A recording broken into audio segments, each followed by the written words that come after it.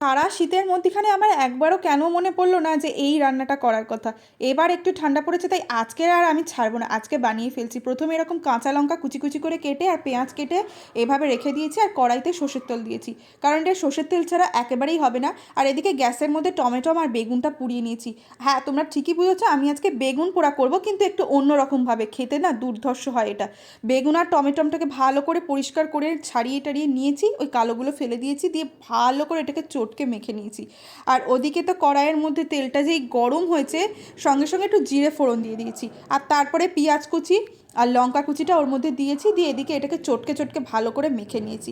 নেবার পরে ব্যাস, আর সেরম কিছু না। পেঁয়াজটা যে একটু হালকা বাদামি কালারে ভাজা হয়ে যাবে, এর মধ্যে বেগুন পোড়াটা দিয়ে দেবে।